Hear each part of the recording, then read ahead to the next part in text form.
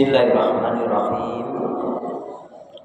Assalamualaikum warahmatullahi wabarakatuh. Kalau melihat langsung dan dengar langsung dari semangat jawab salamnya, insya Allah ini semua hamba-hamba Allah yang akan menjadi calon penghuni surga. Amin. Innal hamdalillah nahmaduhu wa nasta'inuhu wa nastaghfiruh wa na'udzu billahi min shururi anfusina min sayyiati a'malina may yahdihillahu fala mudilla lahu wa may yudlilhu fala hadiya lahu. Walhamdulillahilladzi khalaqal mauta wal hayata liyabluwakum ayyukum ahsanu amala. Yaqulullahu tabaraka wa ta'ala fil Qur'anil Karim, a'udzu billahi minasyaitonir rajim. Ya ayyuhalladzina amanu taqullaha haqqa tuqatih wa la tamutunna illa wa antum muslimun. Ya ayyuhalladzina amanu taqullaha wa qulu qawlan sadida yuslih lakum a'malakum wa yaghfir lakum dzunubakum wa may yuti' wa rasulahu faqad faza fawzan 'azima. Wa qala Rasulullah sallallahu alaihi wasallam, ihris ala ma yanfa'uka, rawahu Muslim. Allahumma shalli ala Muhammad wa ala ali Muhammad. Allahumma la sahla illa ma ja'altahu sahla wa anta taj'alul hasna idza syi'ta sahla. Syukur alhamdulillah ibu-ibu saudaraku seiman, hamba Allah yang cinta pada kebaikan dan kebenaran yang selalu mengharapkan keridhaan Allah. Alhamdulillah hingga hari ini Allah Subhanahu wa taala masih memberi kita kekuatan, kesehatan, kesempatan, ilmu, umur, waktu, rizki, nikmat yang besar, dan nikmat yang terbesar terutama ditakdirkannya kita oleh Allah dalam Islam dan iman. Dan ini adalah tiket awal untuk menuju surganya Allah, sebagaimana Allah nyatakan di dalam firman-Nya, wassalamu ala manittaba'al huda, wassalamu ala manittaba'al huda. Keselamatan itu Allah akan curahkan, limpahkan, berikan bagi orang-orang yang mengikuti petunjuk hidayah Allah Subhanahu wa taala. Karena itu Ibu pastikan semua kegiatan aktivitas yang kita lakukan niatkan betul-betul untuk ibadah kepada Allah. Karena hidup dan kehidupan ini tidak ada arti dan nilainya kecuali kita gunakan untuk ibadah kepada Allah. Wa ma khalaqtul jinna wal insa illa liya'budun. Tidak kuciptakan jin dan manusia kata Allah melainkan hanya untuk beribadah kepada Allah Subhanahu wa taala. Kemudian Ibu jangan pernah lupa dan melupakan diri untuk senantiasa berdoa meminta kekuatan, rahmat, pertolongan pada Allah Subhanahu wa taala. Karena pada hakikatnya juga tanpa kekuatan, rahmat, pertolongan dari Allah kita nggak bisa berbuat apa-apa.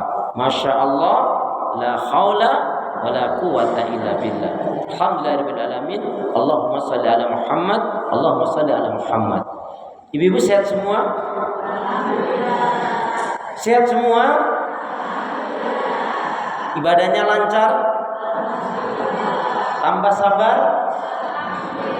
Makin bersyukur? Yakin sudah nggak marah-marah lagi? Alhamdulillah. Kenapa ini perlu ditanyakan? Karena ternyata untuk menghilangkan marah-marah sangat gampang sekali. Gimana caranya? Jangan marah. La taghdab walakal jannah. Alhamdulillahirabbil alamin. Dengan menyebut asma Allah, alhamdulillah Bu, hari ini Allah pertemukan kita kembali setelah 1 tahun yang lalu ya. Seperti dalam ungkapan itu, di mana ada pertemuan maka akan ada pertemuan kembali. Alhamdulillah. Seperti guru-guru kita mengajarkan kepada kita, hormati gurumu, sayangi teman. Itulah tandanya kaum murid beriman. Kalau budiman itu trayek Bekasi, Tasikmalaya, Pangandaran. Kemudian juga air susu dibalas dengan air Zam-Zam. Kebaikan dibalas dengan yang lebih baik. Karena Rasul menyatakan yadul ulya khairum min yadis sufla. Tangan yang di atas lebih baik daripada tangan yang di bawah. Nah, kemudian doa pinta kita semoga hati, iman, ibadah, akhlak dan ilmu. Saya ulangi, doa pinta kita semoga hati, iman, ibadah, akhlak dan ilmu yang Allah berikan kepada kita hendaknya menjadikan kita bisa lebih baik daripada hari-hari sebelumnya, bisa memberikan kebaikan dan manfaat yang banyak pula untuk diri, keluarga, teman, saudara, tetangga dan orang lain. Dan insya Allah dengan semangat fastabiqul khairat, berlomba-lomba di banyak kebaikan, insya Allah yang kita pinta akhir kehidupan kita mati dalam keadaan husnul khatimah. Amin ya rabbal alamin. Kenapa?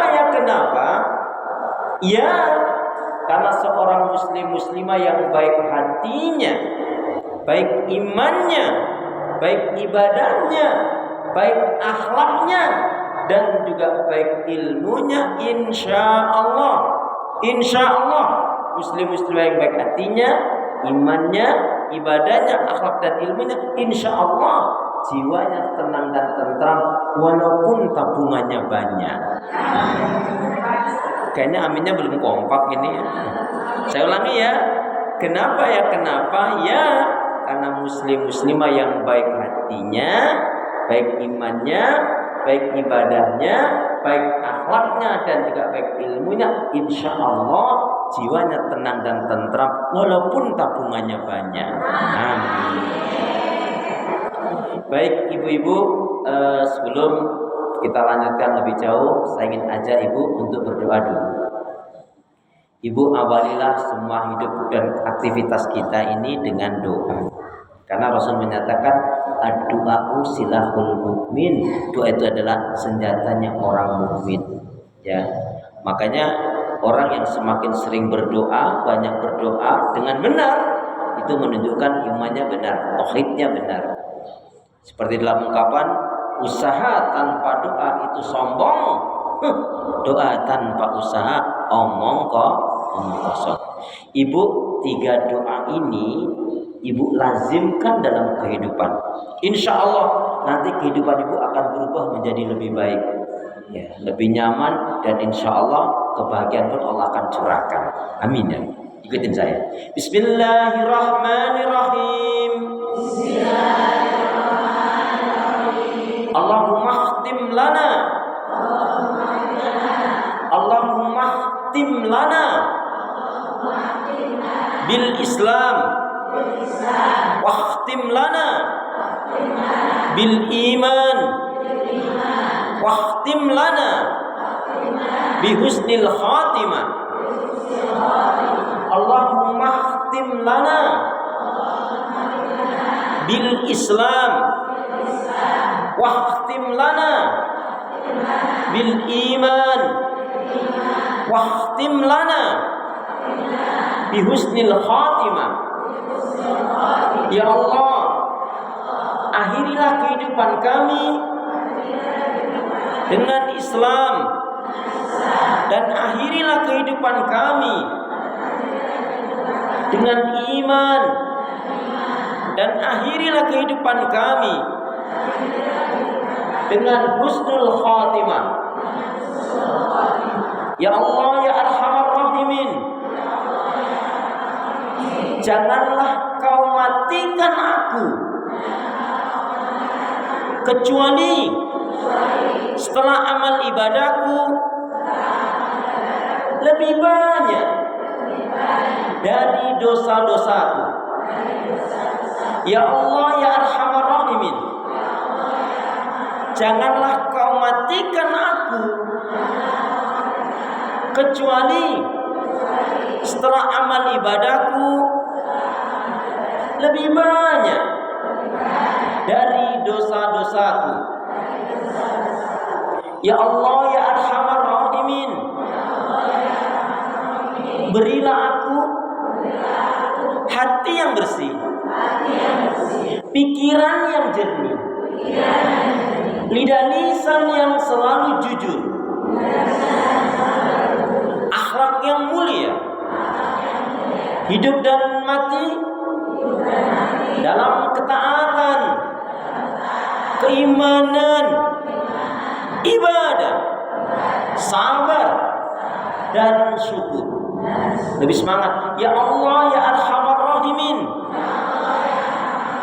berilah aku hati yang bersih, pikiran yang jernih, lidah lisan yang selalu jujur,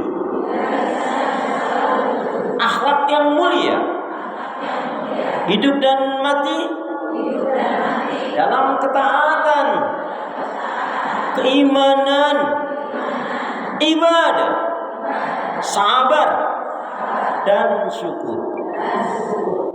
Aminnya mana? Lama banget, harus diapa-apain dulu, Masya Allah. Ya, itu ibu lazimkan dengan penghayatan, insya Allah kehidupan ibu akan berubah menjadi lebih baik. Ibu, kita ngaji, sholat, zikir, baca Quran itu harus berubah menjadi lebih baik.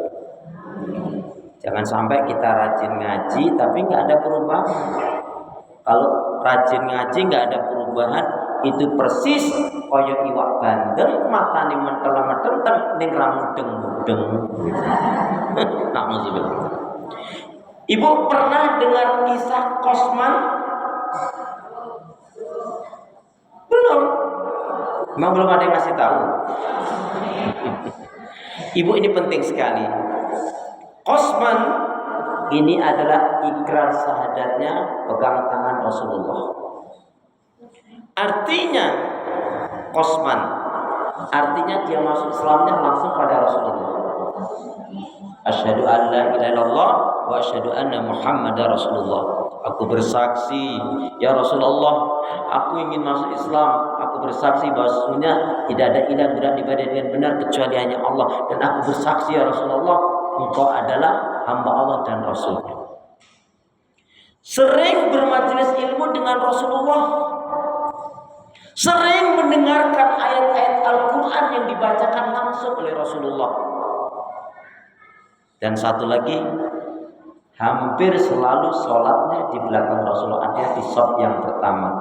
Setidak-tidaknya selalu sholat berjamaah dengan Rasulullah. Mantap nggak? Tapi ketika perang Uhud, Kosman ini nggak berangkat ke medan Uhud. Kaum wanita itu punya sifat yang sama ya. Sejak zaman berhala sampai ke zaman ayana, ke zaman kiwari. Apa Bu? Suka ngebully, suka ngegosip, suka ngomongin gitu ya. Tapi alhamdulillah ibu di sini sih alhamdulillah enggak ya, Masya Allah. Kalaupun ada paling cuma 1, 2, tapi enggak insya Allah. Beberapa wanita Bu mendatangi Kosman. Hei Kosman, kamu ini laki-laki apa banci? Kaum laki-laki dengan Rasulullah semuanya ke medan Uhud berjihad. Kok kamu di rumah?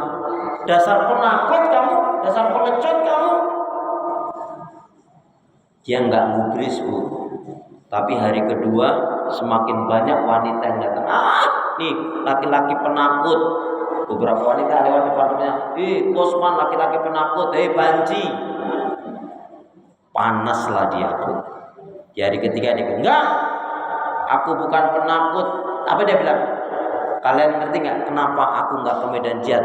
Karena amalku sudah cukup banyak. Alhamdulillah. Tapi tetap wanita makin banyak, makin berani. Wong wanita kok Bu ya, dilawan. Dasar penakut, dasar banci, takut mati ya. Hei Kosman, kami kaum wanita sekiranya juga diwajibkan berangkat ke medan jihad, kami pun akan berangkat menyertai Rasulullah. Tapi Rasulullah tidak membolehkan kami berangkat ke medan jihad. Kenapa? Karena jihadnya wanita dengan laki-laki itu berbeda. Jihadnya wanita itu adalah taat kepada Allah, taat kepada Rasul, taat kepada suami selama perintah suaminya baik dan benar. Kalau perintah suami nggak baik nggak benar, melanggar syariat, nggak boleh ditaati juga. La ta'ata li makhluqin fi maksiatil khaliq. Nggak ada ketaatan kepada siapapun di dalam berbuat maksiat dan dosa. Kemudian Rasul mengatakan juga jihadnya wanita itu tidak menumpahkan darah, yaitu apa jihadnya wanita? Haji dan umroh. Ya. Makanya ibu-ibu saya doakan panjenengan yang belum menunaikan ibadah haji dan umroh, semoga Allah mudahkan, gampangkan, dilancarkan, dimampukan dapat menunaikan ibadah umroh bahkan haji. Amin ya. Ya. Kalau rumusnya Bu, nanti ibu sampaikan nih sama suami ibu. Rumus berangkat haji cepat. Kalau berangkat umroh cepat banget. 3 bulan aja bisa berangkat. Gimana caranya? Yang pertama jelas niat ibu sungguh-sungguh betul pingin haji. Kalau hajinya waktunya lama, umroh paling enggak. Pingin betul-betul sungguh-sungguh umroh.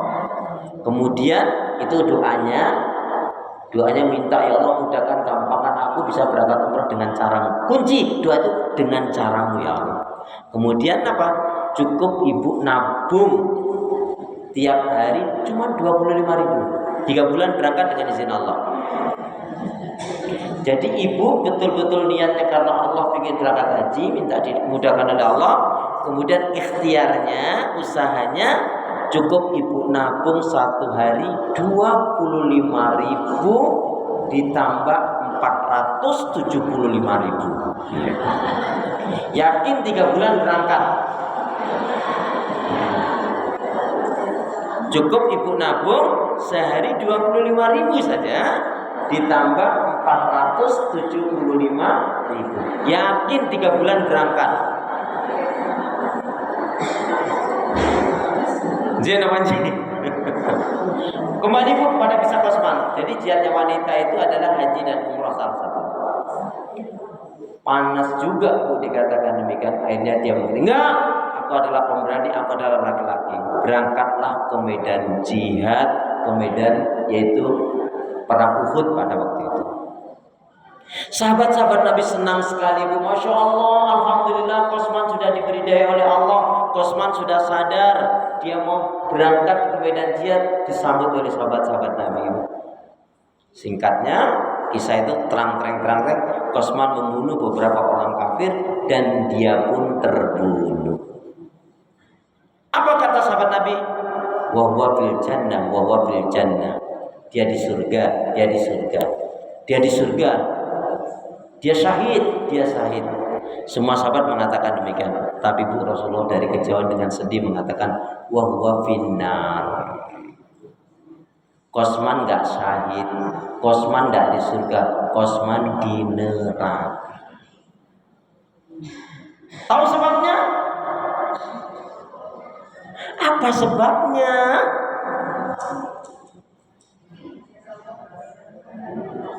Karena bukan itu yang dimaksud. Karena apa Ibu tahu nggak? Jadi dari kejauhan tentunya Rasulullah jelas atas bimbingan Allah. Jadi ketika ada tombak atau pedang mengenai Kosman, hanya menjelang detik-detik kematiannya, Kosman tidak sabar, dia ambil pisaunya, dia tusukkan ke dadanya. Jelek. Matilah dia dalam keadaan bunuh diri. Coba. Makanya kita jangan apa? Jangan sombong. Jangan riya. Jangan merasa hebat, jangan merasa kuat, jangan pernah merasa berjasa. Jangan pernah tertipu dengan amal kebaikan ibadah kita, Ibu. Kurang apa hebatnya Kosman? Ikrar syahadatnya pegang tangan Rasulullah, sering bermajelis ilmu dengan Rasulullah, sering mendengarkan ayat-ayat Al-Quran dibacakan oleh Rasulullah, sholatnya berjamaah dengan Rasulullah. Tapi tidak ada jaminan kematiannya menjadi baik. Itu menunjukkan kita ini memang harus ingat Bu, kita ini lemah. Itulah Rasul mengajarkan kepada kita doa, ya muqallibal qulub, tsabbit qalbi ala dinika. Wahai jiwa yang membolak-balikkan hati, tetapkanlah aku di atas agamamu, tetapkanlah aku di atas petunjuk hidayahmu ya Allah. Ibu Rasul menyatakan, inna fil jasadi mudghah. Sesungguhnya di dalam diri manusia itu ada segumpal darah, segerat daging. Idza saluhat saluhal jasadu kulluh. Kalau segumpal darah, segumpal daging itu baik, maka yang baiknya jasadnya pun akan baik. Pengertian jasadnya, fisiknya baik itu apa? Telinganya digunakan, ya, matanya digunakan, lidahnya, semuanya digunakan baik. Contoh saya mau tanya, Allah kasih kita telinga untuk apa, Bu? Untuk apa? Enggak. Allah kasih kita telinga bukan untuk mendengar, tetapi untuk mendengarkan yang baik-baik dan bermanfaat.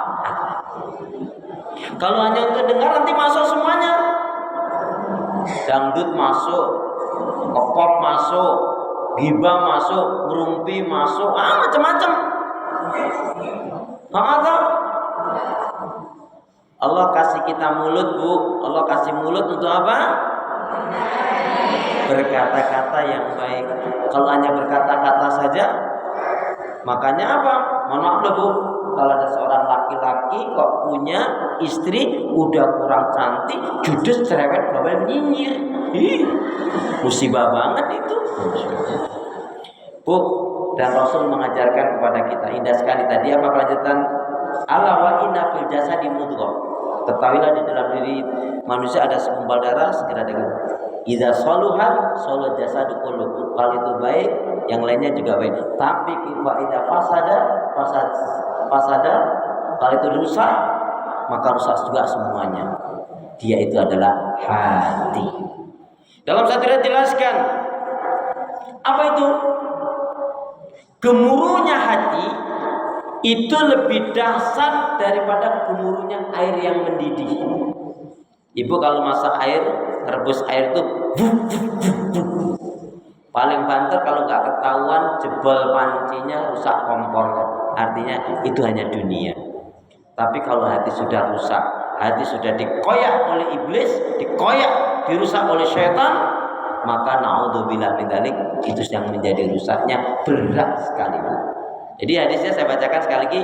Ala wa inna fil jasadi mudghah wa idza saluhat saluhal jasadu kullu wa idza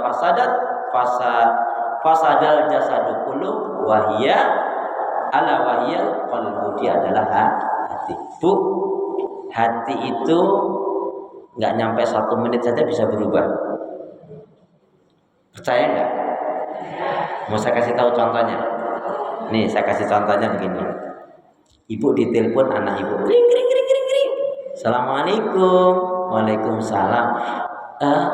Ibu, Umi, Mama, ada apa nak? Ada apa sayang? Alhamdulillah, ini bosku, majikanku, atasanku, yaitu mau memberangkatkan aku umroh bulan depan, yaitu dan mengasih uang saku 7 juta.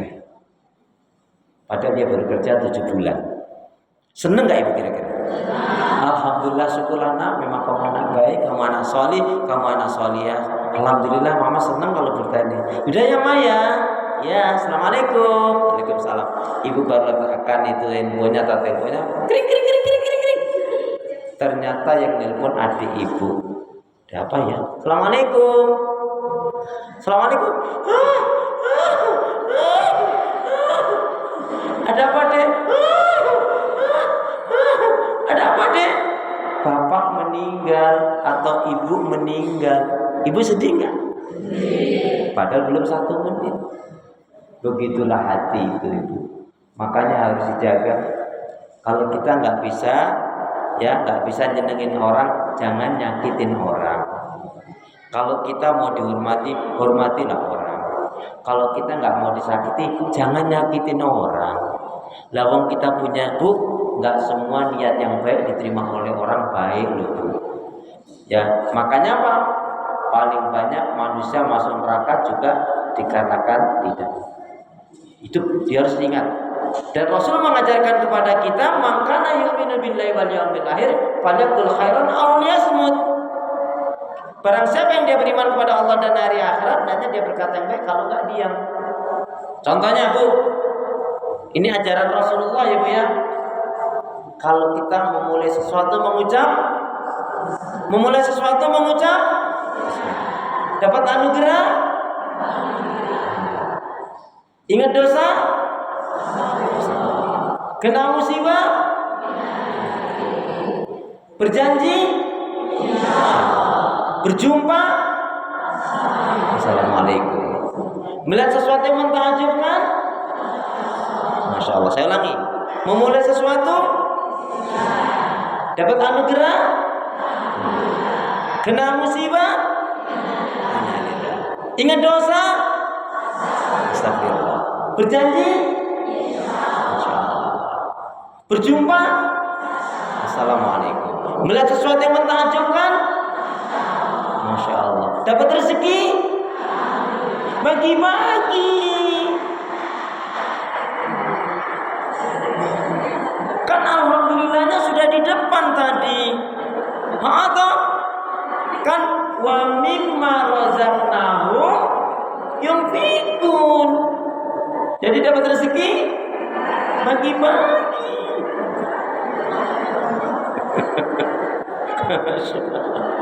Ya Pak ya. Baik, insyaallah. Kalau nggak bisa berkata yang baik, diam kata Nabi. Baik Ibu, sekarang kita memasuki inti, yaitu sebab-sebab rusaknya hati dan iman. Kembali sedikit tadi, seorang posman karena memang dirinya ada kesombongan, dia beramalnya riya bukan karena Allah. Ingin dikatakan hebat, ingin dikatakan pemberani. Apa yang menyebabkan rusaknya hati dan iman? Yang pertama adalah sakun. Hati seseorang, iman seseorang bisa rusak, akan rusak dikarenakan yang pertama sakun. Apa artinya sakun?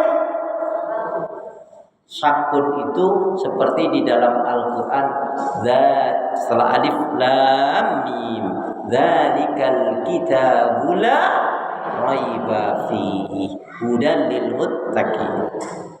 Alif lam mim hanya Allah, alif lam mim itu hanya Allah yang ngerti makna sebenarnya. Walaupun ada yang mengatakan alif Allah, lam Muhammad, ya, lam itu Jibril, mimnya Muhammad, tapi itu bukan dari Rasulullah. Kita katakan Allah alam. Di dalam kitab Al-Quran itu tidak ada keraguan. Petunjuk bagi orang-orang yang bertakwa. Ibu, ketika seseorang dalam beriman, dalam kehidupannya ada keraguan terhadap janji Allah, adanya keraguan dalam beragama, maka dia akan mudah hatinya, imannya dicobek-cobek, dikoyak-koyak, disobek-sobek oleh setan ataupun iblis.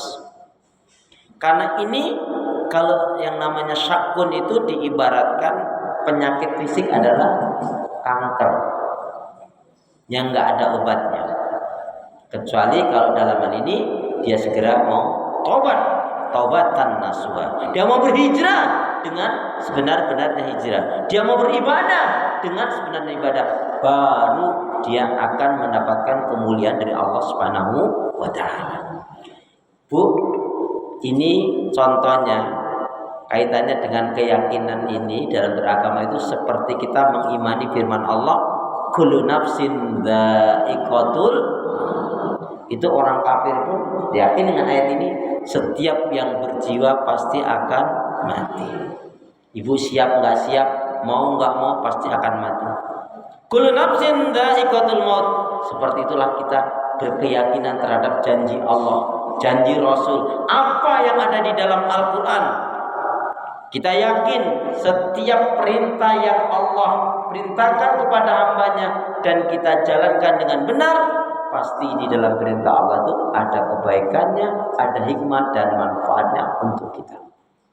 Dan kita harus yakin semua larangan yang Allah larang kalau diterjang, kalau dilanggar pasti berdampak buruk. Ada keburukannya, ada kerusakannya. Satu contoh, Allah melarang berzina. Karena di dalam zina itu akan mendatangkan penyakit, mendatangkan dicabut keberkahan, kemudian hilang kepercayaan, dihinakan di dunia sampai akhirat kecuali dia mau tobat. Kemudian mendatangkan penyakit, kemudian merusak rumah tangga. Itu kaitannya, simpelnya seperti itu. Jadi kita harus yakin semua perintah yang Allah perintahkan, demikian yang Rasul juga perintahkan, pasti membawa kebaikan, hikmah dan manfaat. Sebaliknya, semua larangan kalau dilanggar pasti membawa keburukan, kerusakan dan keburukan pada orang tersebut. Seperti halnya setiap yang berjiwa pasti akan mati. Kullu nafsin dha'iqatul maut. Orang kaya,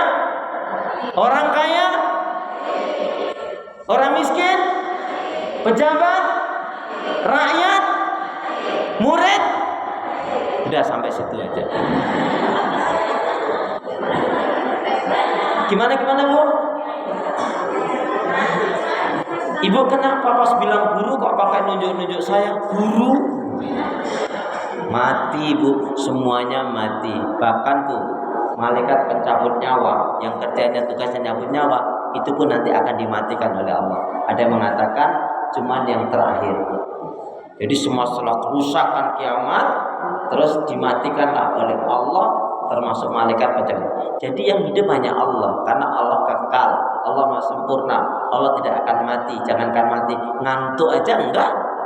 Kan Allahu la ilaha illa huwal hayyul qayyum la ta'khudhuhu sinatun wa la nawm. Jadi malaikat pencabut nyawanya dimatikan. Cuma saya tanya, ibu-ibu kira-kira ditanya, yakin akan mati? Yakin akan mati? Tahu datangnya kematian? Sudah siap apa belum? Belum atau insya Allah? Sudah siap apa belum? Kalau saya terus terang betul-betul belum siap. Saya mau mempersiapkan diri dulu untuk menambah pundi amal kebaikan. Nah ibu yang sudah siap monggo silakan duluan.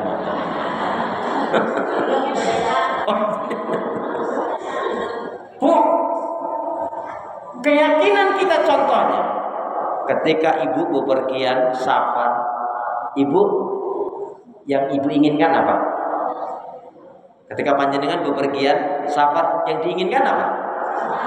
Selamat, assalam. Disitulah kita yakin seyakinnya yang kasih keselamatan adalah Allah.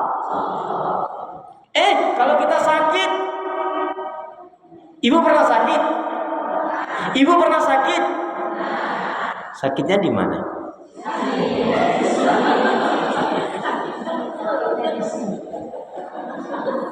Yang kasih kesembuhan siapa? Nah itu harus yakin. Bukan obat, bukan dokter.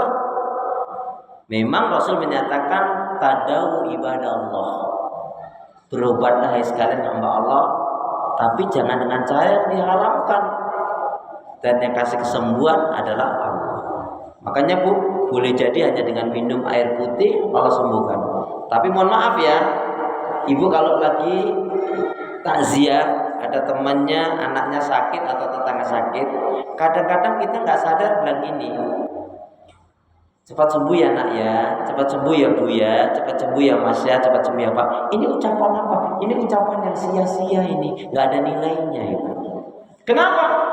Ibu tidak melibatkan Allah di situ. Nah makanya apa? Doanya safakillah, safakumullah. Tapi cepat sembuh ya Dok ya, cepat sembuh ya Leo. Terus yang ibu buat minuman, yang minuman itu diminum dengan izin Allah, Allah sembuhkan. Dia bisa menganggap itu yang menyembuhkan. Tapi yuk bismillah, minta kepada Allah, semoga Allah sembuhkan. Minta kepada Allah. Kalau anak kecil mungkin belum paham, ya gitu. Itu doa. Tapi kalau ibu tidak melibatkan Allah, itu ucapan yang sia-sia. Itulah gunanya kita jangan lupa mengatakan insya Allah. Baik. Yakin yang kasih kesembuhan Allah, yang kasih keselamatan Allah. Ibu rezeki. Siapa yang kasih rezeki? Yakin. Makanya Bu, mohon maaf ya, kalau seorang istri mengatakan begini, suamiku adalah segala-galanya, itu bisa syirik. Ya Nggak boleh suami mengatakan suami segala-galanya. Apalagi mohon maaf nih, ketika suami meninggal, si ibu atau si wanita tadi mengatakan, demi Allah saya nggak akan nikah lagi. Nggak boleh bilang begitu. Kenapa nggak boleh? Ya karena itu dilarang. Maka hal seperti itu harus dihindarkan betul. Ya. Saya tanya, nikah lagi boleh nggak? Nah, dengan dia mengatakan saya nggak akan menikah lagi, berarti apa? Dia mengharamkan yang Allah halalkan. Lalu katakan apa? Maaf Jeng, saya hari ini belum mikir itu. Ya, jangan menolak. Ya, nanti ajalah bagaimana takdir Allah. Ini juga lagi cari-cari kalau ada yang cocok. Nah, itu. Ya enggak apa-apa. Mau nikah itu ibadah kok, ya kan? Atau keyakinan kita terhadap janji Allah. Makanya ketika ragu adanya azab kubur, ragu di akhirat nanti adanya surga dan neraka, itulah yang menjadikan rusaknya hati dan iman kita. Yang pertama, sebab rusaknya hati dan iman dikarenakan ragu. Dulu ibu-ibu waktu mau nikah sama suami ibu yakin atau ragu? Saya itu loh Ustaz, dijodohkan sama orang tua saya. Ya terpaksa lah Ustaz. Ustaz, saya kira suami saya itu baik. Ternyata dia lebih baik dari yang saya perkirakan. Nah, alhamdulillah. Gitu dong, harus optimis. Ya. Yang kedua, yang menyebabkan rusaknya hati dan iman adalah al-kibr, dikarenakan sombong. Tolong Bu, yang bawa Al-Quran, tolong dibacakan surat Al-A'raf, surat yang ke-7 ayat 36 dan 40 dan 146. Tapi tolong cukup dibacakan yang 36 dan 40-nya. Surat yang ke-7 ayat yang ke-36 dan 40. Monggo. Coba Qurannya sama nggak dengan Quran saya? Sama. Alhamdulillah. Silakan siapa nak membaca surat yang ke-7 ayat 36 dan 40-nya dan 146. Tapi yang 146 enggak usah. Yang cukup yang 36 dan 40-nya saja. Atau pakai ini Bu, monggo. Ini hafundan.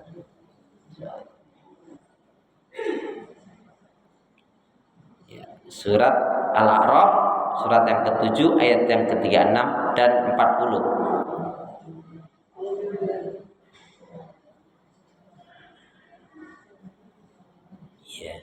A'udzubillahi minasyaitonirrajim. Bismillahirrahmanirrahim.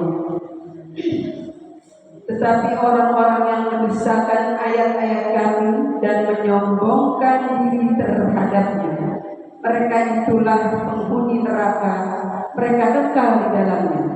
Alhamdulillah min dzalik ya. 40. Sesungguhnya orang-orang yang mendustakan ayat-ayat Kami dan menyombongkan diri terhadapnya, tidak akan dibukakan pintu-pintu lagi bagi mereka, dan mereka tidak akan masuk surga sebelum unta masuk ke dalam lubang jarum. Demikianlah Kami memberi balasan kepada orang-orang yang berbuat jahat. Iya, Maha benar Allah dengan segala. Bu, saking murkanya Allah menggambarkan orang yang sombong itu nggak akan masuk surga sampai unta masuk ke lubang jarum. Nggak mungkin toh. Nah, Rasul menyatakan innallaha jamil yuhibbul jamal al-kibru batarul haq wa ghamtun nas. Sesungguhnya Allah itu indah, suka pada keindahan. Sombong itu menolak kebenaran dan meremehkan manusia. Yuk kita baca hadis Nabi tentang sombong. Bismillahirrahmanirrahim. Qala Rasulullah sallallahu alaihi wasallam, la yadkhulul jannah man kana fi qalbihi misqala dzarratin min kibr. nggak akan masuk surga siapapun yang di dalam hatinya ada sifat sombong meskipun hanya sebesar atom. Bu, mohon maaf, kalau orang miskin sombong kan nggak pantas. Atau orang miskin sombong nggak pantas toh? Nah, kalau orang kaya sombong pantas nggak? Coba diingat-ingat. Kalau orang miskin sombong nggak pantas. Kalau orang kaya sombong pantas nggak? Pantas banget, kata setan. Karena setan nggak suka kalau ada orang kaya kok dermawan, ada orang kaya kok baik. Tapi setan paling suka dengan orang kaya yang sombong. Hati-hati loh Bu. Dalam satu riwayat jelaskan, ya saya nggak hafal matanya gini. Sesungguhnya setiap kaum laki-laki yang beriman dan wanita yang beriman pasti dia akan diuji oleh Allah. Ujian itu dari dirinya sendiri dengan apa yang Allah berikan kepadanya, dari anaknya, dari hartanya, dan dari apa yang terjadi pada dirinya. Makanya Bu, sampai kapan ujian itu berarti? Sampai dia menghadap Allah dengan tanpa membawa dosa. Makanya kalau kita diuji oleh Allah, jangan pernah berkeluh kesah. Bu, jangan juga kita ini jauh-jauh dari lingkungan iman. Baik, Ibu perhatikan firman Allah di dalam surat Asy-Syu'ara yang kaitannya dengan hati. Surat Asy-Syu'ara surat yang ke-26 ayat 88-89 Allah berfirman, A'udzu billahi minasyaitonir rajim. Yauma la yanfa'u malun wala banun illa man atallaha biqalbin salim. Pada hari di akhirat nanti tidak ada yang dapat menyelamatkan seseorang. Yang menyelamatkan itu Ibu bukan harta kekayaan yang melimpah ruah, bukan. Kecuali hartanya diinfakkan, disedekahkan, digunakan untuk kebaikan ibadah dan amal soleh. Yang menyelamatkan juga bukan anak-anak yang dibangga-banggakan, bukan. Kecuali anaknya baik solihah. Mohon maaf Bu, sedikit ya saya ingatkan, ibu-ibu jangan pilih kasih dengan anak-anaknya. Jangan berlaku-laku kasar dengan anak-anak. Kenapa Bu? Karena kita nggak tahu Bu, di usia tua kita nanti kita berlaku dengan anak yang mana. Ada? Boleh jadi ini anak yang sering kita omelin, yang kita kasarin, malah begitu ayahnya meninggal, Allah memberikan hidayah kepada dirinya. Mungkin itulah tempat berlabuhnya kita ketika tua dengan anak yang mungkin dulu kita kurang sukai atau kita kasar. Makanya jangan sampai kita pilih kasih, ya, jangan sampai kita berlaku kasar dengan anak-anak kita. Jangan dibeda-bedakan, karena itu semua adalah titipan dari Allah. Boleh jadi yang hari ini anaknya baik, begitu ayahnya meninggal atau suami ibu meninggal, dia menikah berubah hatinya. Itu rahasianya ya. Tetapi apa? Terlepas dengan harta yang baik atau dengan anak yang baik tadi, yang penting kita wajib datang menghadap Allah biqalbin salim, dengan hati yang qalbun salim itu hati yang sehat, bersih dan selamat. Sehat, bersih, selamat dan apa? Dari kesyirikan, dari kemunafikan, dan dari kekafiran, termasuk dari kemaksiatan dan dosa. Kemudian Ibu perhatikan kembali kaitannya juga dengan hati di dalam surat Al-Hadid. Surat Al-Hadid Quran saya surat yang ke-57. Ya, coba Ibu lihat, tolong boleh dibacakan ayat yang ke-16. A'udzu billahi minasyaitonir rajim. Alam ya'ni lil ladzina amanu an tasha'a qulubuhum li dzikrillah wa ma nazala minal haqq wa la yakunu kal ladzina utul kitab min qabl fatala 'alaihimul amadu faqasat qulubuhum wa katsirun minhum fasiqun. Monggo Surat 57 ayat yang ke-16. Ya. Surat 57 ayat yang ke-16. Bismillahirrahmanirrahim. Belum tibakah waktunya bagi orang-orang yang beriman untuk secara khusyuk mengingat Allah dan mematuhi kebenaran yang telah diwahyukan kepada mereka. Dan janganlah mereka berlaku seperti orang-orang yang telah menerima kitab sebelum itu. Kemudian mereka melalui masa yang panjang sehingga hati mereka menjadi keras. Dan banyak di antara mereka menjadi orang-orang fasik. Ya, maha benar Allah dengan segala benar. Bu, sombong itu yang menyebabkan iblis dilaknat oleh Allah, dikeluarkan dari surga. Ibu sekali lagi, sombong itu mohon maaf ya, sombong itu merasa baik, merasa benar sendiri, merasa nggak butuh nasihat, merasa kuat, merasa hebat, merasa yang dia lakukan itu bukan dari Allah. Bisa punya rumah, punya kendaraan, punya ini, punya itu, dianggap ini karena jeripayahnya. Itu sombong. Sombong itu Bu bisa bentuknya geguyan, lelucon, candaan, gurau-gurau bisa. Contohnya mohon maaf nih, ibu-ibu ini habis kajian ini, taklim ini, habis tablik ini, terus pulang. Terus ditanya sama saudara tetangganya, dari mana? Yang ngaji lah, taklim lah, nggak kayak lu, nggak sadar-sadar. Itu sombong Ibu, nggak boleh.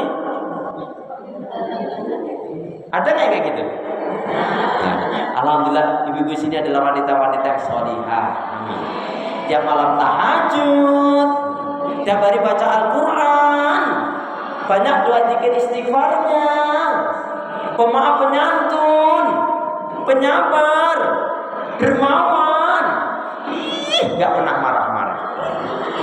Alhamdulillah. Ya. Jadi Bu, ketika merasa baik, merasa hebat, merasa berjasa, itu ada kesombongan. Makanya mohon maaf ya Bu ya. Nih Bu, saya contohkan. Sahabat Nabi radhiyallahu anhu itu kalau memberi dia yang berterima kasih. Dia yang memberi, dia yang berterima kasih. Nggak ada pikiran gini, ingat loh aku udah pernah bantu kamu, ingat loh. Nggak ada, boleh. Makanya kalau bisa Ibu, ya kita ini ya pastikan selalu ya hubungan erat kita dengan Allah selalu hebat. Kenapa? Ketahuilah, barang siapa yang diberi oleh Allah umur sampai 40 tahun atau 50 tahun apalagi lebih, maka tidak ada alasan bagi dirinya, maka tidak ada alasan bagi dirinya. Apa maksudnya? Maksudnya kalau orang sudah umurnya 40 tahun, 50 tahun apalagi lebih, maka dia harus fokus dengan dua hal saja, ibadah dan akhirat. Ibu jangan terlalu mikirin dunia. Ya, karena dunia ini nggak boleh terlalu dipikirkan. Sekedar sajalah dunia ini ya. Baik, itu yang ketiga. Yang kedua dan ketiga? Yang ketiga. Apa yang merusak hati yang ketiga? Yang ketiga adalah al-kadzibu. Al-kadzibu itu artinya dusta. Ibu perhatikan di dalam surat An-Nahl, surat yang ke-16 ayat yang ke-105, Allah Subhanahu wa taala berfirman, A'udzu billahi minasyaitonir rajim. Innama yaftaril kadziba alladziina la yu'minuna bi ayatillah wa ulaika humul kadzibun. Sesungguhnya orang-orang yang mengadakan kedustaan, kebohongan. Surat 16 An-Nahl ayat 105. Sesungguhnya orang-orang yang mengadakan kebohongan, kedustaan terhadap ayat Allah, mereka adalah betul-betul pendusta. Ibu yang ngeri, di dalam surat Al-Mursalat, surat Al-Mursalat itu surat yang ke-77, ada 10 ayat Ibu yang Allah ulang-ulangi tentang ancaman Allah kepada orang yang berdusta. Saya nggak hafal. Seperti dalam Ar-Rahman kan, fabi ayyi ala'i rabbikuma tukadziban. Enggak beruntun itu kan? Ayat lagi ketemu lagi. Fa bi ayyi ala'i rabbikuma tukadziban. Diulang-ulang oleh Allah sampai 31 kali. Nikmat Allah yang mana yang kamu dustakan? Nikmat Allah yang mana yang kamu dustakan? Nah, di dalam surat Al-Mursalat, surat yang ke-77, 10 kali Allah ulang-ulangi apa? Wailu yauma idzil lil mukadzibin. Wailu yauma idzil lil mukadzibin. Sungguh celakalah pada hari ini bagi orang-orang yang berbuat kedustaan. Bu, Ibu, biasanya yang suka berdusta suami atau istri?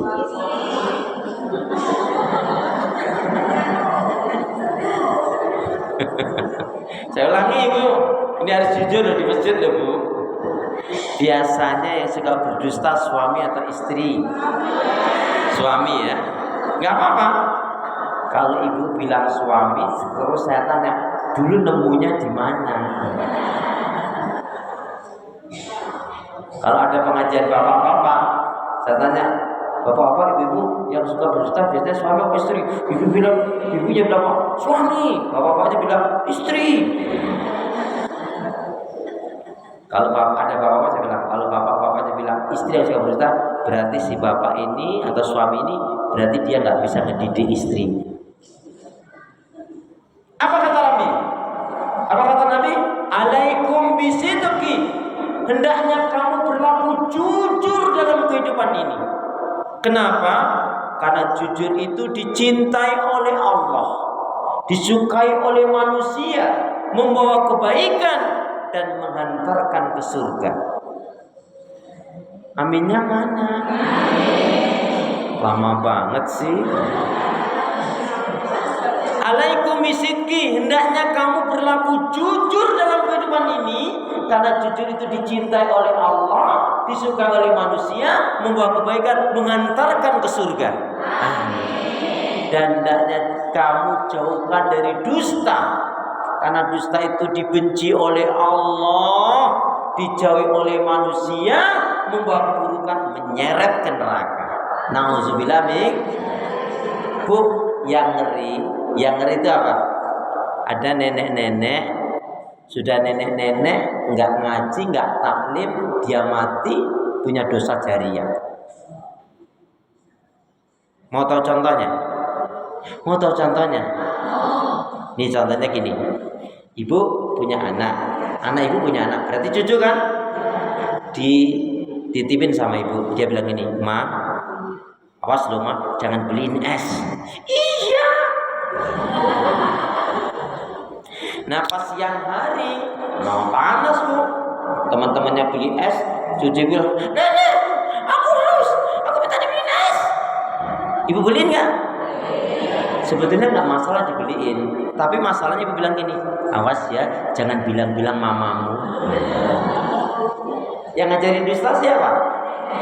Si neneknya itu. Kemudian nenek itu mati, meninggal.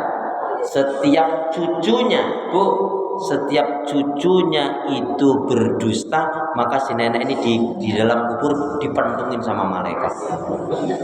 Karena dia punya dosa jariah. Karena yang ngajarin bohong siapa? Neneknya tadi. Terus gimana caranya? Bilang ke cucunya, nak cucu awas ya, jangan sekali-kali kamu bohong, berdosa. Kalau nenek nggak sadar dulu, sengaja atau nggak sengaja ternyata ngajarin kamu bohong, mulai hari ini nggak boleh bohong. Nenek juga istighfar, nenek salah, nggak boleh kamu melakukan kebohongan. Kalau kamu sampai berbohong, itu urusan kamu dengan Allah, selesai itu. Kalau enggak, hati-hati, dosa jariah loh Bu. Nauzubillah min dzalik. Kalau ibu punya, ya, catat, Mama minta uang, nggak ada. Padahal ada, itu sudah dusta. Pernah atau sering? Istighfar Bu, istighfar. Ketika anak tanya, Mama minta uang, nggak ada, itu dusta. Suami tanya baik-baik, Ma, Bu, Dek, yang mau belanja masih gak habis. Itu dusta loh Bu. Pernah. Istighfar. Teman ibu, saudara ibu, tetangga ibu datang, Assalamualaikum, waalaikumsalam. Ijeng tolong ya, aku ada keperluan nih, tolong dong pinjam uangnya. Aduh maaf nggak ada, padahal ada. Dusta. Enggak Ustaz, ini masalahnya nih teman ini, tetangga ini, saudara ini kalau ngutang payah banget Ustaz. 2 bulan bisa jadi 2 tahun. Ditagih marah-marah, nyebelin banget dia. Berarti kan dia punya sifat buruk kan Bu? Kalau ibu sudah tahu dia punya sifat buruk, kenapa ibu ikutin sifat buruknya? Oh jawabnya gimana? Misalkan dia datang, Assalamualaikum, Waalaikumsalam, lah tunggu datang, pasti mau ngutang.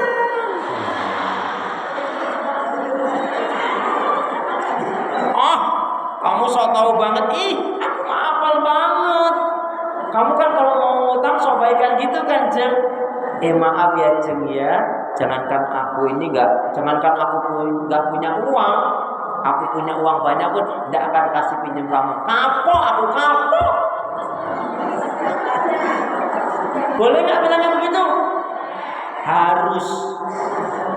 Kenapa harus? Perhatikan Bu.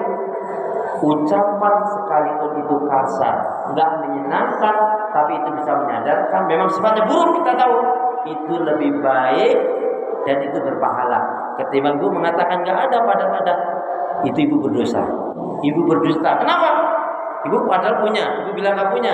Hati-hati. Ibu bisa kena musibah, kena sakit, kehilangan, kecurian. Malah susah Bu. Begitu. Nah tapi, halo Bu. Tapi ada kesamaan yang paling banyak menyebabkan baik pria atau wanita, laki ataupun perempuan masuk neraka, ada kesamaan, yaitu dikarenakan lidahnya.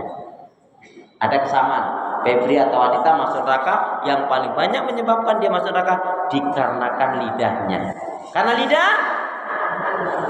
lidah harus dijaga. Tak bertulang. Karena lidah tak bertulang. Bukan itu. Tapi karena lidah harus dijaga.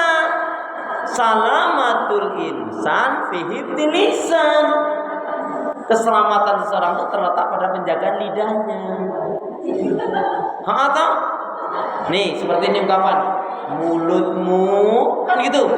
Mulutmu, lidahmu adalah surga nerakamu. Harimau di hutan sana, di taman safari sana. Jadi mulutmu, lidahmu adalah surga neraka. Artinya kalau kita berkata-kata baik kan dicatat kebaikan, insya Allah mengantarkan ke surga. Amin. Tapi kalau catatannya buruk, ma yalfidu min qaulin illa ladaihi raqibun atid. Surat Qaf, ya ibu itu, hati-hati itu. Surat Qaf ayat 18. Surat yang ke-50 ayat 18 menyatakan apa? Tidaklah sepatah kata yang diucapkan oleh seorang hamba melainkan dicatat oleh malaikat raqibun atid. Bu, para bini sepuh ngendikaaken. Nah ini ibu yang dari Jawa mesti ngerti nih. Para bini sepuh ngendikaaken aji ning giri gumantung ing lati, aji niri nego gumantung ing busana. Duk. Ngerti nggak Bu? Nggak ngerti. Aji ning diri gumantung ing lati. Harga diri seorang wanita itu terletak pada penjagaan lidahnya. Makanya kalau dia nggak jujur, kalau dia suka ngegibah, ngerumpi, ngegosip, gampang marah, gampang emosi, suka ngungkit-ngungkit kebaikan. Berarti memang wanita ini nggak baik. Aji ning diri gumantung ing lati. Harga diri seorang wanita itu salah satu sifat solihahnya terletak pada penjagaan lidahnya. Dan gumantung dengan Pak Rinenggo itu gumantung ing busonanya, perilakunya. Busana itu lambang. Makanya Bu, ya Allah, udah cantik, jujur, sopan, masya Allah anggun. Kan menyenangkan itu Bu. Atau Masya Allah. Jadi Bu, intinya kita baca. Hari ini ada yang mengatakan hadis ini datang dari Imam Ahmad. Bismillahirrahmanirrahim. Ai kama qala. Rasulullah sallallahu alaihi wasallam. Iyyakum wal kadhiba. Iyyakum wal kadhiba. Fa inal kadhiba mujanibun lil iman. Jauhilah oleh kalian akan berbuat dusta, karena sesungguhnya dusta itu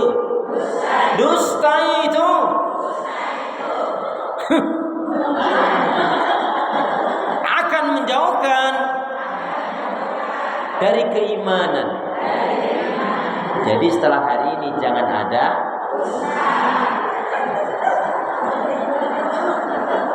Bu, ibu punya saudara, ibu punya tetangga, itu yang jual es kelapa bisa nggak berkah? Kalau ibu punya teman, saudara, tetangga jual es kelapa, itu bisa nggak berkah? Kok bisa Ustaz? Kan ditulis itu jual es kelapa muda. Ibu kalau beli dapat kelapa muda atau kelapa tua? Nah, dia dusta nggak? Dusta dia. Terus gimana? Tulisannya ditulis jual es kelapa tua muda. Maksudnya kadang dapat kelapa muda, kadang dapat kelapa tua. Kadang yang beli muda, kadang yang beli tua banget. Nah, kalau mau aman gimana? Jual es kelapa. Iya gitu aja. Nih, ibu contohnya. Ini misalkan minuman, ini minuman bagus loh Jem. Berapa? Modal ibu 1.000 misalkan. Murah kok cuma 1.500. 1.200, 1.300 kenapa? Aduh modalnya belum dapat. Itu dosanya 2. 1, dosanya berdusta. Yang kedua adalah riba. Lebih baik bilang nggak boleh aja. Jangan mengatakan aduh modalnya belum dapat. Hati-hati loh Bu. Ini masalah keberkahan hidup. Dan itu merusak hati. Ya. Baik, yang keempat. Ini yang keempat yang merusak hati apa dan iman? Merusak hati dan iman apa? Yang keempat adalah aklul haram wa riba. Aklul haram wa riba. Memakan yang haram dan riba. Memakan yang haram dan riba. Walaupun dia sholat, dia haji, umroh, ngaji rajin, tapi dia tidak melepaskan, dia tidak meninggalkan yang haram dan riba setelah dia tahu hukumnya, bahkan dia sengaja senang melakukan itu, maka hatinya akan rusak, imannya juga akan rusak. Lawang tadi yang namanya dusta saja dalam saudara jelaskan innahu la yastaqimul abdu imanan. Seseorang itu enggak akan mungkin memiliki hati yang baik, iman yang baik sampai dia meninggalkan kebiasaan dustanya. Makanya Bu, maaf ya, sebelum saya lanjutkan, iringi semua amal kebaikan ibadah dengan apa? Iringi semua amal kebaikan ibadah dengan apa? Iringi semua amal kebaikan ibadah dengan apa? Ikhlas itu niatnya dan landasannya. Kita beramal ibadah landasannya adalah ikhlas. Niatnya mengharapkan kepada Allah, ya kan? Tapi ibadah yang kita lakukan kita iringi dengan apa? Kita iringi dengan apa?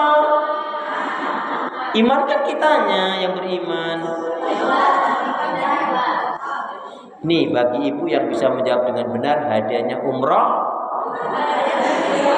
Oh ya sudah, maunya bayar sendiri ya sudah silakan. Gak mau dibayarin ya sudah.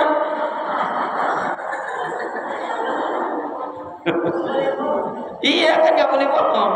Maunya bayar sendiri, berarti kan gak mau dibayarin.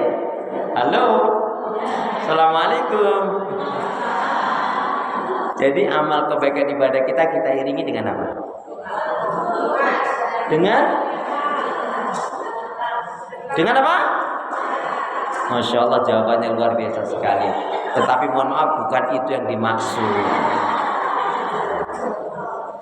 Jadi iringi semua amal kebaikan ibadah kita dengan istighfar.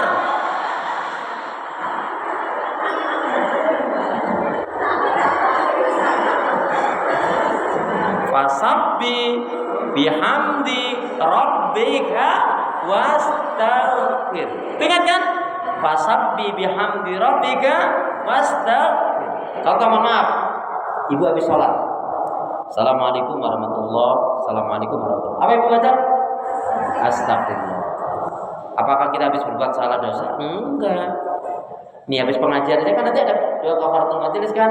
Subhanakallahumma bihamdika asyhadu an la ilaha illa anta astaghfiruka wa atubu ilaik. Khawatirnya kenapa?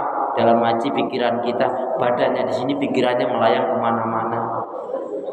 Bisa jadi ustadznya ceramah, dia juga ceramah sendiri. Loh, ada mungkin begitu Bu. Makanya nggak sengaja, makanya kita akhiri dengan istighfar. Makanya semua amal kebaikan ibadah itu diiringi dengan istighfar Bu. Ngerti nggak rasanya? Khawatirnya jangan-jangan ada unsur riyaknya, ada unsur sombongnya, ada unsur bohongnya, ada yang kita lakukan ternyata nggak ada tuntunan Nabi. Ya, karena itu kita istighfar. Kalau ibu saya tanya, ibu-ibu dalam satu hari satu malam mampu berzikir berapa ribu kali? Ibu-ibu dalam satu hari satu malam mampu berzikir berapa ribu kali? Nggak dihitung, nggak dihitung. Maksudnya nggak dihitung tuh saking banyaknya, saking sedikitnya. Astagfirullah, astagfirullah, astagfirullah, astagfirullah, astagfirullah. Ibu, jadi yang keempat yang menyebabkan rusaknya hati dan iman adalah aklul haram wa riba. Karena memakan yang haram dan riba. Coba ibu perhatikan, terdapat dalam surat yang keberapa dan ayat yang keberapakah ayat yang akan dibacakan oleh Ustadz ini? A'udzu billahi minasyaitonir rajim. Ya ayyuhan nasu kulu mimma fil ardi halalan thayyiban wa la tattabi'u khutuwatis syaitan innahu lakum aduwwum mubin. Innama ya'murukum bisu'i wal fahsya wa an taqulu 'ala Allahi ma la ta'lamun. Ini ayat ibu cari dalam Al-Qur'an pasti ketemu.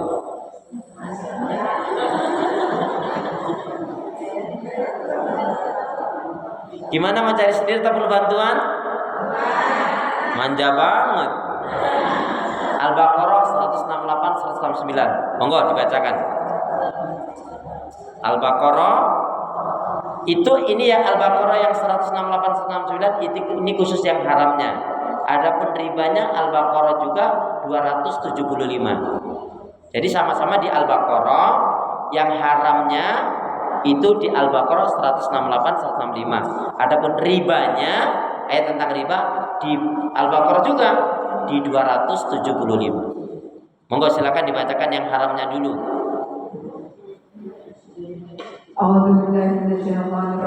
Bismillahirrahmanirrahim. Wahai manusia, makanlah dari makanan yang halal dan baik yang terdapat di bumi, dan janganlah kamu mengikuti langkah-langkah setan. Sungguh setan itu musuh yang nyata bagimu. Sesungguhnya setan itu hanya menyuruh kamu agar berbuat jahat dan keji, dan mengatakan apa yang tidak kamu ketahui tentang Allah. Maha benar Allah dengan segala firman. Ibu ngerti nggak ini? Kaitannya dengan penjelasan Rasul ngeri ya tentang yang haram. Ada seorang laki-laki dalam safar yang jauh. Wajahnya, rambutnya, pakaiannya acak-acakan penuh dengan debu. Kemudian yamudu yadahu, dia menadakan tangannya sambil menangis-nangis, dia berdoa, Ya Rabbi, Ya Rabbi, Ya Allah, Ya Allah, Ya Allah. Tapi doanya nggak dikabulkan oleh Allah. Kenapa demikian? Karena yang dimakan haram, yang diminum haram, yang dipakai haram, na'udzubillah min dzalik, dia suka melakukan perbuatan yang diharamkan oleh Allah.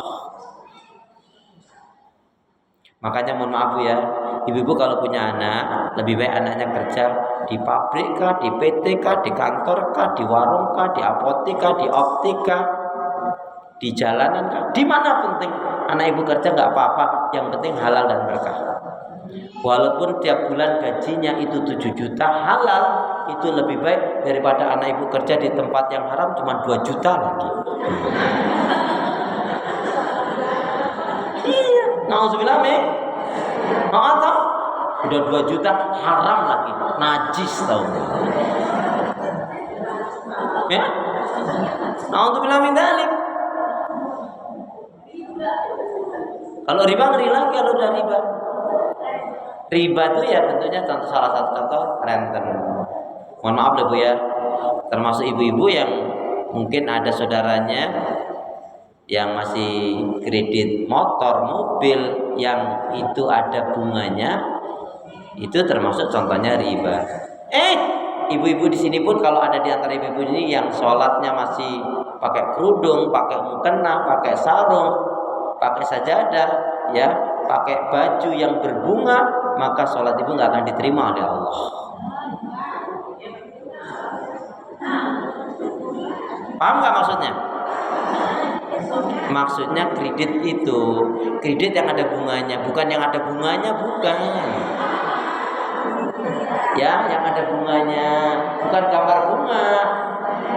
Kan ada kan yang kreditnya berbunga. Kalau kredit nggak berbunga nggak apa-apa. Ini Bu, saya contohkan syariah. Ibu Tira yang mana sih? Ibu Tira yang mana sih? Ibu ya, contoh gini. Mohon maaf. Ibu, kalau yang contoh syariah paling gampang. Saya contohkan, saya kan yang lainnya tidak kenal ya. Contoh Ibu Tira. Di depan rumahnya ada yang rumahnya mau dijual. Terus jenengan bilang, Bu Tira, kan jenengan punya uang, tolong dong dibeli itu rumahnya. Nanti saya beli sama jenengan, saya siap ngangsur sekian, saya ngasih keuntungan sekian. Itu boleh. Itu syariah.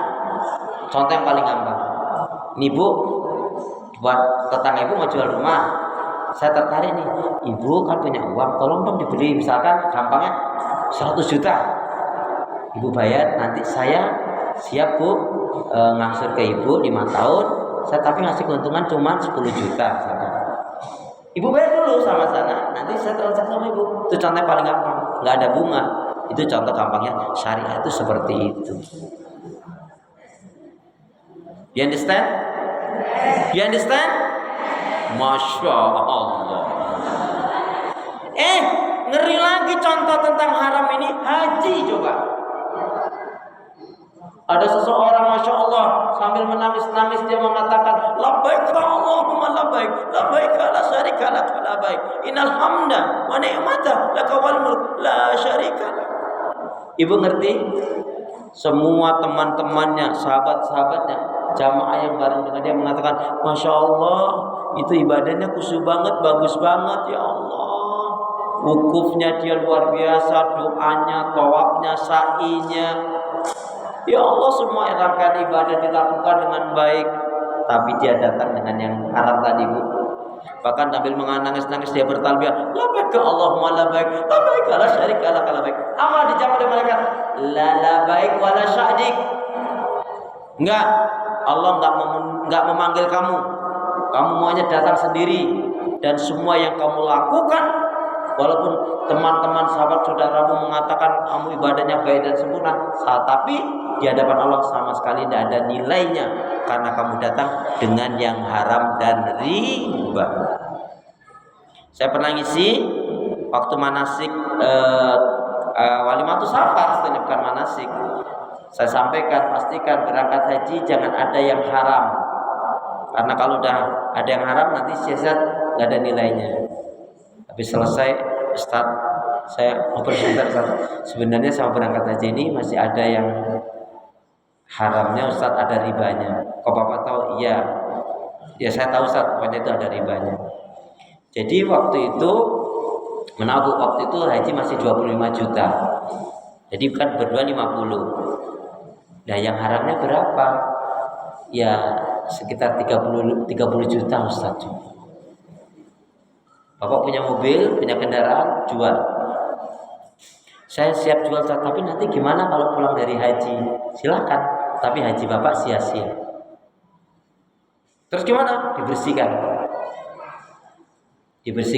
Diberikan kepada fakir miskin. Bapak tidak ada nilai pahala, itu hanya membersihkan saja sebelum berangkat. Kalau enggak, Bapak berangkat berarti dengan yang haram atau riba, enggak ada nilainya. Justru ada motor atau mobil kesayangannya, Bu, mobil sejarah, tapi ya sudah, ini alhamdulillah dijual, ya sudah. Jadi Bu begitu, mau umroh juga gitu, mau haji begitu, karena semua ibadah tadi kalau saya contohkan, Ibu pakai baju yang berbunga aja, ya, atau sarung berbunga nggak diterima, maksudnya ada riba. Baik ya. Yang kelima, apa yang menyebabkan rusaknya hati dan iman? Yang kelima adalah yaitu al-bukhlu. Al-bukhlu itu artinya kikir, bakhil, pelit, medit, korek, kedengkut, sampili gariang. Ondai mandelai. Al-bukhlu artinya kikir, bakhil, pelit, medit, korek, kedengkut, sampili gariang. Ibu ngerti ayat yang tentang kikir itu ancaman yang ngeri sekali. Tolong Ibu bacakan, Bu. Surat 9 At-Taubah ayat 35. Ini ancaman Allah kepada orang yang betul-betul kikir. Para ulama mengatakan ini ayat termasuk ayat yang mengerikan. Sungguh orang yang enggak takut, enggak tersentuh dengan ayat ini, berarti hatinya betul-betul rusak, imannya betul-betul rusak. Surat 9 ayat 35. A'udzubillahi minasyaitonirrajim. Bismillahirrahmanirrahim. Ingatlah pada hari ketika emas dan perak dipanaskan dalam neraka jahanam. Lalu dengan itu disetrika dari lambung dan punggung mereka. Seraya dikatakan kepada mereka, inilah harta bendamu yang kamu simpan untuk dirimu sendiri. Maka rasakanlah akibat dari apa yang kamu simpan itu. Rasakanlah.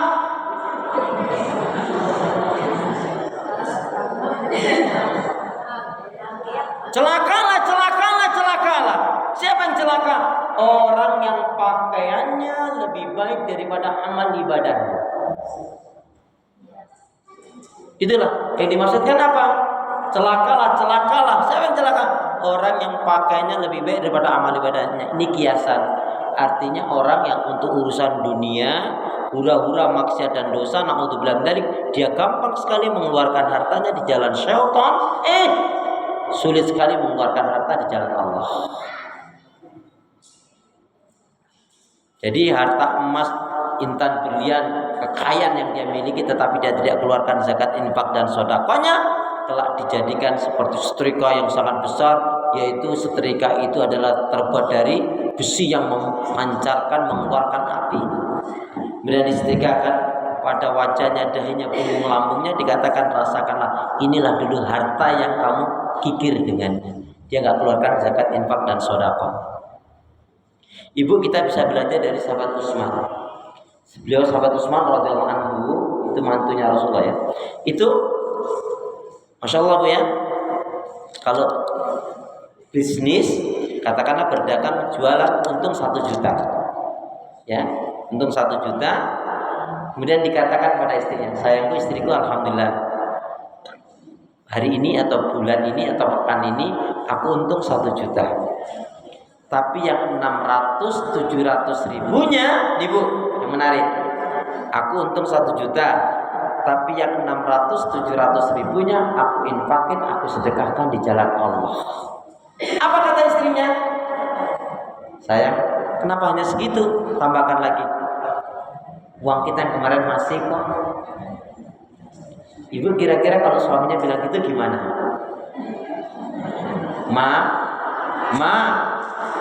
alhamdulillah Ma, ini untuk 1 juta, tapi yang 600-700 ribunya aku infakin. Ibu gimana kira-kira? Hah? Apa?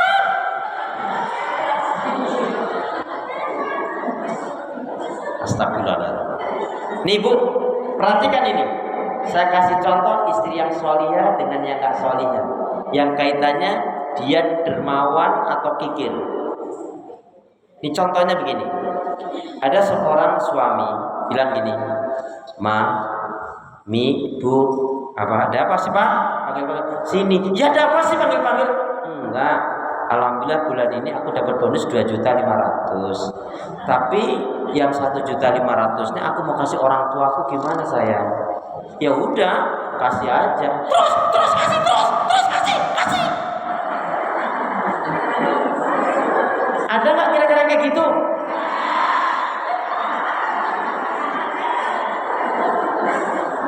Gara-gara sikap si suami istrinya tadi, Bu, suaminya nggak jadi ngasih orang tuanya. Berarti istrinya nggak solihah, suaminya bodoh. Lah dia mau bakti sama orang tua kok istrinya bilang gitu kok nggak jadi, kan berarti bodoh. Nggak sadar si suaminya ini diajak dosa, diajak ke neraka. Ya yang ngajak istrinya, si suaminya bodoh mau. Jadi yang menyebabkan suaminya masuk neraka siapa? Ya udah, cukup. Nauzubillah min lain. Kalau istri yang solihah, dermawan ini, kita bicara yang dermawan tadi. "Mi, sini Mi." "Ya Mas." "Ada apa Mas panggil-panggil?" "Enggak Mi, alhamdulillah ini bulan ini aku dapat bonus 2.500.000. "Nah terus kenapa?" "Ya tapi mohon maaf loh sayang, tapi yang 2 jutanya aku mau kasih orang tuaku, gimana sayang?" "Ya Allah Mas istighfar kamu Mas."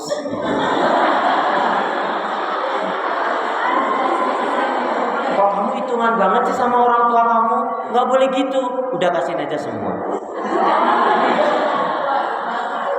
"Mas, mohon maaf ya Mas ya.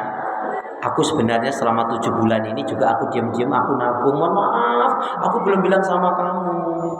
"Nah terus tunggu sebentar. Ya, ini Mas tabunganku yang 7 bulan. Karena Mas mau kasihkan juga untuk orang tua Mas. Orang tua Mas kan juga orang tua aku juga." Jarang.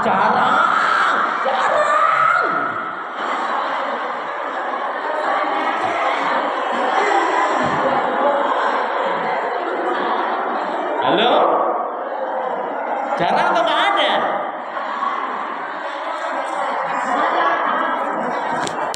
Coba, Masya Allah, ngaji itu harus ada perubahan. Atau, maaf ya, kalau dengan ngaji menjadi sombong, menganggap yang lainnya salah, menganggap lainnya sesat, nggak sahih, nggak benar, nggak nyunah, itu ucapan apa?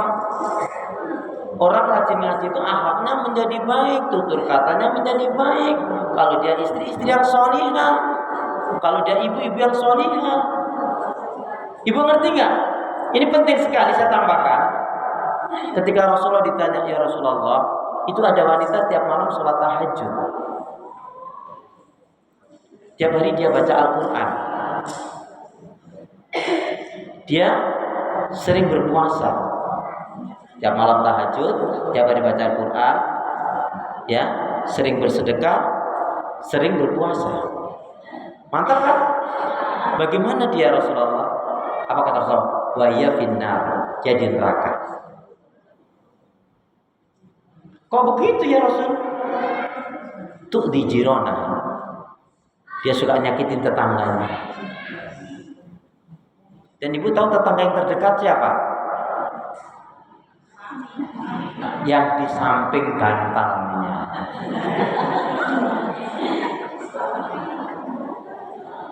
Ibu boleh tarik nafas? Perhatikan, sholatnya kaum wanita, sholatnya kaum istri tidak akan diterima oleh Allah Subhanahu Wa Taala kalau pada hari itu dia menyakiti, membuat marah, membuat jengkel suami. Deal? Ada yang mau protes? Gak apa-apa. Ulang Ustaz. Oh seneng banget aku ngulangin ini ya. Sholatnya kaum wanita, sholatnya kaum istri tidak akan diterima oleh Allah Subhanahu Wa Taala kalau pada hari itu dia menyakiti, membuat marah, membuat jengkel suaminya. Deal? Ada yang mau protes? Gak apa-apa Bu. Atau dia bilang lagi, saya wakili. Gimana Ustaz kalau sebaliknya gitu? Ngolok. Tadi katanya gak mau protes. Gimana Ustaz kalau sebaliknya suami yang marah bertengkar nyakitin? Gitu Bu? Gimana jawabnya? Kalau ada suami yang menyakiti, misalkan melantarkan istrinya, jawabnya apa? Aku nggak mawar buah kedondong, sabar dong.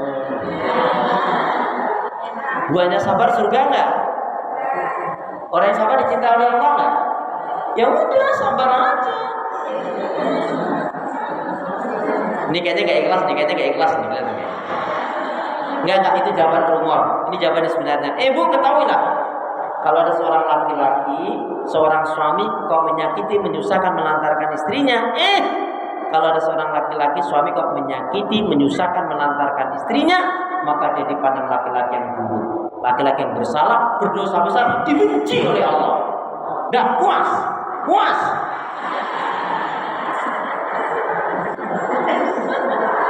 Jadi lebih berat kalau laki-laki yang menyakiti istri. Maka, tapi saya yakin kalaupun ada laki-laki yang nggak baik sama istrinya, saya rasa itu tidak semua laki-laki, Bu.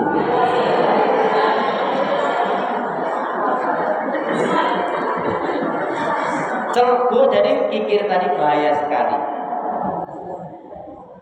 Nah sekarang saya tanya, kalau gitu siapa orang yang kaya dan dermawan dalam pandangan Allah?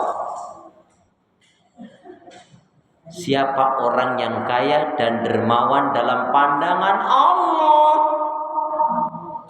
Siapa?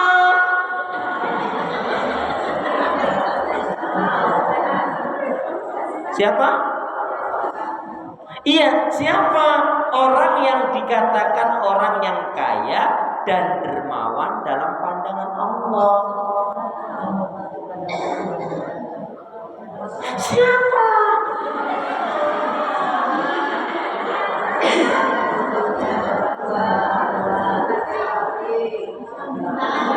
Orang yang kaya dan dermawan dalam pandangan Allah bukan yang banyak rumahnya, banyak kendaraannya, banyak duitnya, bukan. Tetapi yang harta, kekayaan, rezeki yang Allah berikan lebih banyak digunakan untuk kebaikan ibadah dan amal soleh ketimbang untuk pribadi. Itulah orang yang berkaya.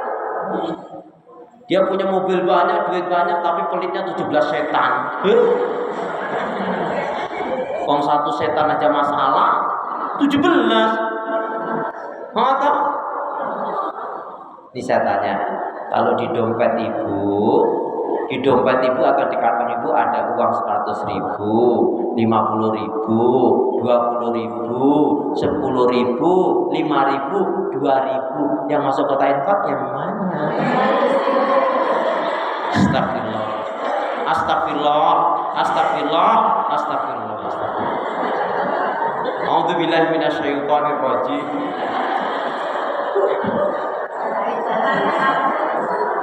Ya kan? Mohon maaf ya. Ini hal yang ingin saya sampaikan, poin yang ini. Bu, banyak yang belum terpikir, mungkin ribuan juta orang yang belum pernah terpikir. Apa itu? Yang kaitan yang kikir tadi. Bu, sebelum kita ini meninggal, mintalah kepada Allah apa? Agar kita diberi kemampuan untuk memiliki 1000 pintu jariah. Amin, gitu dong. Lama banget sih. Minta kepada Allah, karena kita masih diberi hidup ini Bu ya, sebelum kita mati agar kita diberi kemampuan memiliki 1000 pintu jariah. Nah Ibu, perhatikan ini, pentingnya berwasiat wakaf jariah. Kenapa? Ibu harus tahu betul Ibu, karena kita semua akan mati. Kalau ibu tidak berwasiat wakaf jariah, mohon maaf ya, kemudian ibu meninggal, itu harta ibu hanya menjadi waris. Waris itu sangat tergantung anak kita. Ya kalau anaknya benar, anaknya ngerti, anaknya paham, dia akan melakukan amalan wakaf untuk kita. Tapi kalau ibu mau berwasiat, nanti surat An-Nisa 106. Kalau ibu berwasiat itu apa, Bu? Sepertiga dari yang ibu atau apa bisa ibu untuk diri sendiri. Perhatikan ibu, yang perlu kita sayangi, yang perlu kita cintai, yang perlu kita baikin, yang perlu kita bahagiakan adalah diri kita sendiri ketika menghadap Allah dengan amal yang terbaik. Dan amal yang terbaik itu salah satunya adalah yaitu apa? Wakaf jariyah. Kalau kita sebelum meninggal apa? Wasiat wakaf jariyah. Contoh, mohon maaf, ibu bilang ini, kalau ibu masih punya suami, bilang sama suami, Pak, Mas, Bang, tentunya pas suasana damai, jangan pas suasana cekcok. Pak, aku minta ya Pak, nanti kalau aku meninggal tolong ya, di wakaf itu aku. Apa? Begitu ini Bu. Tapi ibu kalau lagi suasana santai tidak masalah. Iya kan?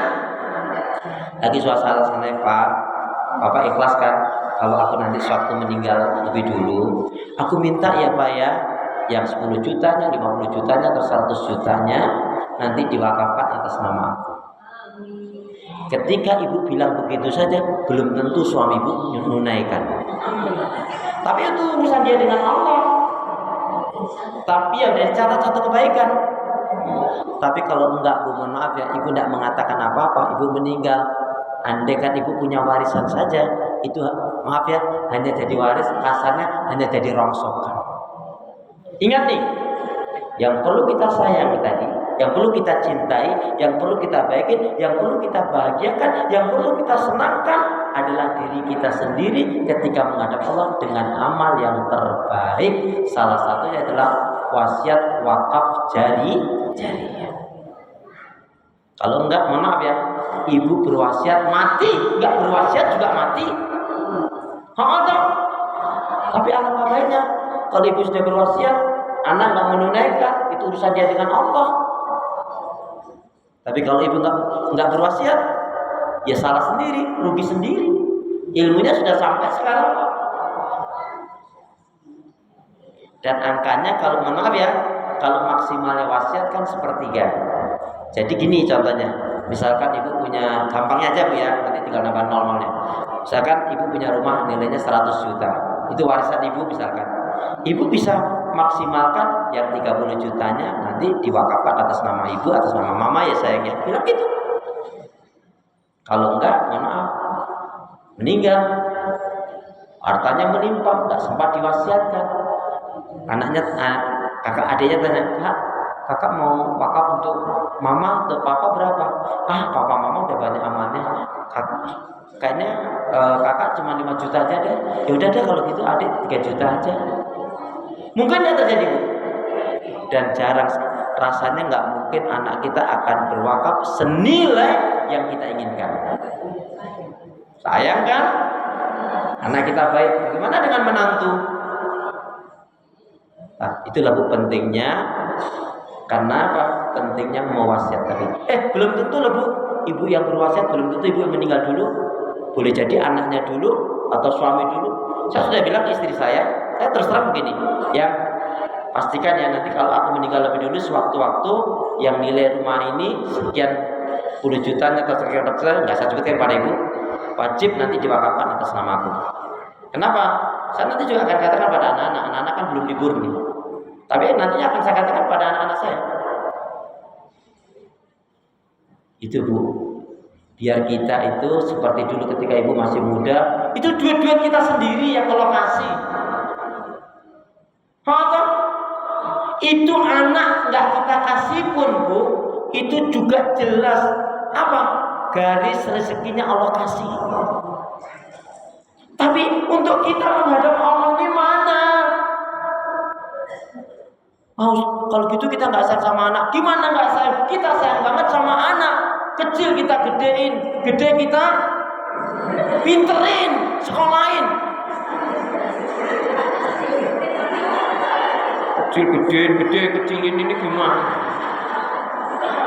Ya toh? Nah, itu harus memikirkan.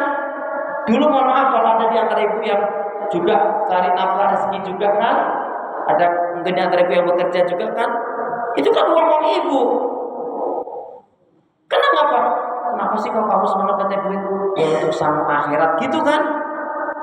Giliran ibu sudah ada yang mohon maaf lebih-lebih nih, yang sudah merasa sudah tua, sering sakit-sakitan dan kayaknya sudah dekat dengan kematian. Wah, nggak ada pilihan lain tuh bu. Ini nggak nakut-nakutin loh bu. Tadi kita berwasiat mati, nggak berwasiat mati. Ya nggak? Tapi kalau kita sudah berwasiat, itu sudah salah satu sudah dicatat oleh Allah satu kebaikan. Renungkan betul ini bu. Kalau ibu masih punya suami, ngomong sama suaminya. Minta. Jeripaya ibu itu ada. Ada.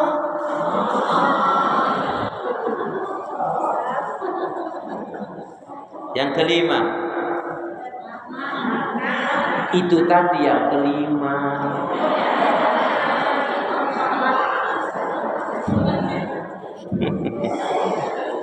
Tanya jawab sampai jam berapa ini? Oh, sekarang aja ya. Baik, jadi cukup 5 itu dulu. Nanti yang ke-6 sampai seterusnya tinggal dipanggil lagi, saya siap kok.